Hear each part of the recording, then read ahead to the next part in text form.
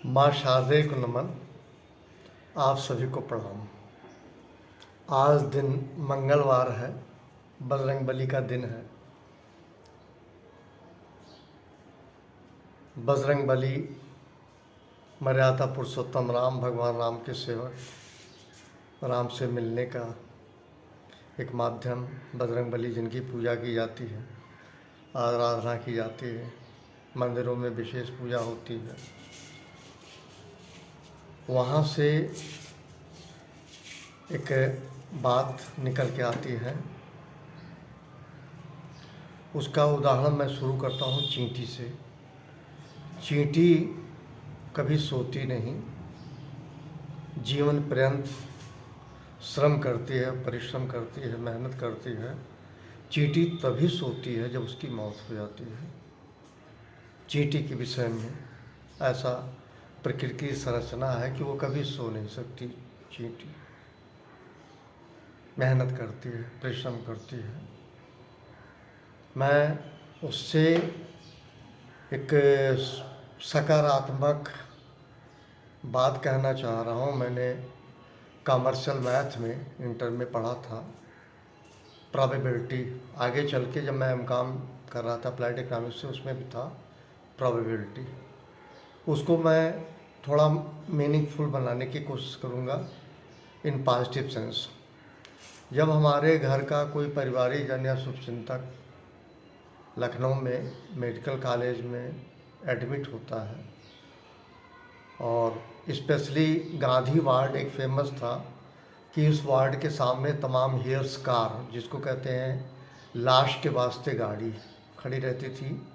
और सबसे ज़्यादा जो मूवमेंट था डेथ का, गांधी वार्ड से होता था। और ऐसी मान्यता रही पहले मैं प्रेजेंट सिनेरियो की बात नहीं कर रहा हूँ कि जो गांधी वार्ड में गया वो भैंसाकुंड गया, जो गांधी वार्ड में गया वो अयोध्या घाट गया। इस तरह की बातें आती थी गांधी वार्ड का।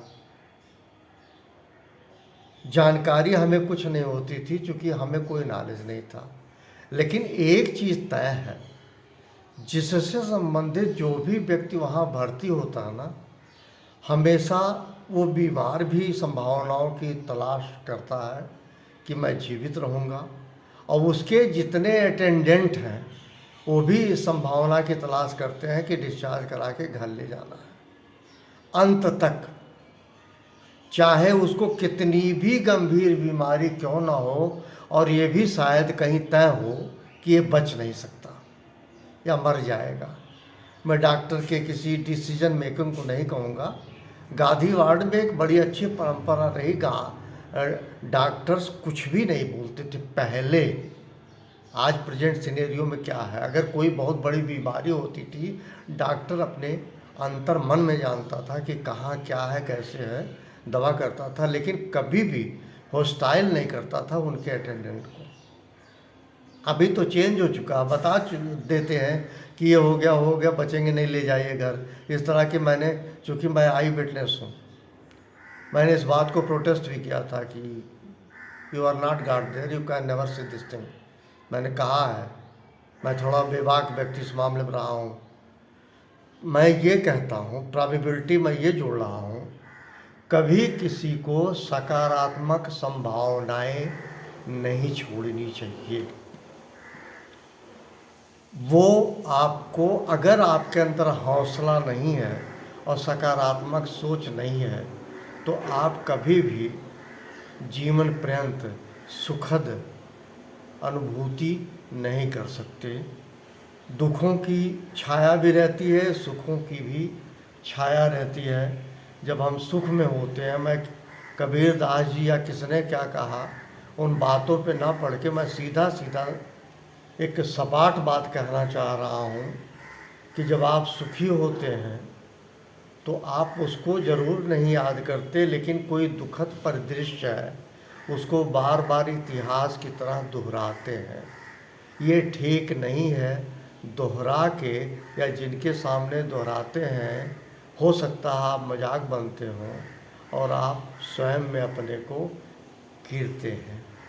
मैं सिर्फ इतना कह रहा हूँ, जीवन और मृत्यु के बीच की जो जर्नी है, इस जर्नी को सदैव अप्रिसिएट कीजिए और उसमें जैसे आप जीवन की संभावनाओं की तलाश करते हैं हमेशा, भले क्यों ना मृत्यु हो जाए, वैसे जब तक आप हैं आप अपने सोच में हमेशा सकारात्मक संभावनाएं बनाए रखनी चाहिए, ताकि आपकी मनोवैज्ञानिक, शारीरिक, मानसिक अवस्था सुगम रहे, सुदृढ़ रहे, संतुलित रहे।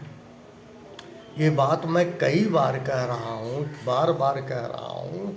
स्पेशली मैंने कहा ना, जब कोई भी बीमार हो, भले वो क्यों ना मर जाए, पूरा गांव जानता हो। मैंने अपने बस्ती में, मेरा गांव चननी सियारोबास है, बस्ती ज़िले का मैं रहने वाला हूँ, ठीक कोतवाली के पीछे मेरा गांव है। मेरे गांव की एक परंपरा रही, जब भी कोई दिन रात, सुबह दोपहर शाम, यदि वो बड़े अस्पताल गया बस्ती में, तो यही महिलाएं भी, यही पुरुष भी कहते थे अब बचेगा नहीं, बस अब ख़त्म हो गया। जानकारी कुछ नहीं, लेकिन विस्पर मीडिया से निगेटिव एटीट्यूड डेवलप हो गया। सबने कह दिया, मालूम कुछ भी नहीं। हो सकता है वो इमरजेंसी कॉल पे वो गया हो, ग्लूकोज चढ़वा के घर चला आए, या कुछ उसने डिसऑर्डर किया हो अपने पेट को, जैसे पूड़ी सब्जी या कुछ ऐसा खा लिया हो और वो हॉस्पिटल जाना पड़ा हो कॉन्स्टिपेशन की वजह से, और कोई कारण से इंजेक्शन लगा वो ठीक हो गए। लेकिन क्या गजब लीला है, पूरा गांव has decided now that person which has been send to बड़े अस्पताल, ही और she will never come back. Knowledge कुछ नहीं, मैं इनसे बचना चाहिए, सच्चाई को जानने की कोशिश करनी चाहिए, एक बात। दूसरी चीज़, कभी भी किसी के दुख या कष्ट में कम से कम कुछ करो ना करो, उसको कोऑपरेट ना करो, नेवर मेक एनी कमेंट। ये मेरा व्यक्तिगत राय है। कभी भी किसी के बीमारी या सुख में या दुख में या सब में, तमाम तरह के होते हैं हर्ष विषाद, एक बार सुख में ज़रूर शेयर कर लें, लेकिन ये जानते हुए भी कि वो थोड़ा सा टेम्परेरी फेज होता है, that is temporary phase, permanent phase कुछ नहीं होता। एक अस्थायी चरण है, उसका भाई, उसके पिता या उसकी माँ या उसका कोई सज्जन हॉस्पिटल गया, बड़े अस्पताल, अब आप पूरे लोग डिसाइड कर दिए अब वो बचेगा नहीं, मालूम कुछ नहीं, जानकारी तो कुछ भी नहीं है। आपको बताएं, मैं एक छोटी सी बात से ख़त्म करता हूँ। मेरे साथ एक इंसिडेंस हुआ था, यूरिन ब्लॉक हो गया था, स्टूल ब्लॉक हो गया था। मैं उन परिस्थितियों में नहीं जाता हूँ, मैं शायद बेहोश भी था। कुछ लोग डिसाइड कर लिए थे और ये फ़ोन करके पता कर रहे थे कि बचे कि मर गए, बचे कि मर गए। उनका मेरे से कोई लेना देना नहीं, लेकिन एक प्रिजम्पशन बना लिया, now Hanumat Mishra is no more. और देखिए, एक बात याद रखिए, मैं उन व्यक्तियों में से हूँ, मैं अभिव्यक्ति में सोच समझ के बोलता हूँ, और मैं इन बातों को किसी को कहना नहीं चाहता, लेकिन आप जो लोग ऐसा सोचते हो, डिसीजन मेकर गॉड है, आप नहीं हैं। और चूँकि ये मेरे साथ पर्सनल इंसिडेंस था, इसलिए मैंने लास्ट में ये बात कही, कभी किसी के बारे में अगर सुख की बात हो तो चर्चा कहीं भी करें किसी तीसरे से, और वो लिस्टनर भी गधा है जिनको आप सुनाते हैं, और आप तो गधे ही हैं जब आप कहते हैं। लिस्टनर तो थोड़ा ठीक है, something you are going to say, listener ज़रूर सुनेगा, और नहीं सुनेगा तो उसको एक काम कीजिए, 2 समोसा और 1 कप चाय पिला दीजिए, तो आपकी सब बात सुनेगा। अगर हो कोशिश करके देखे तो उसके माँ बाप को गाली भी दे दे तो भी सुन लेगा, क्योंकि आप 2 समोसा चाय की व्यवस्था किए हैं।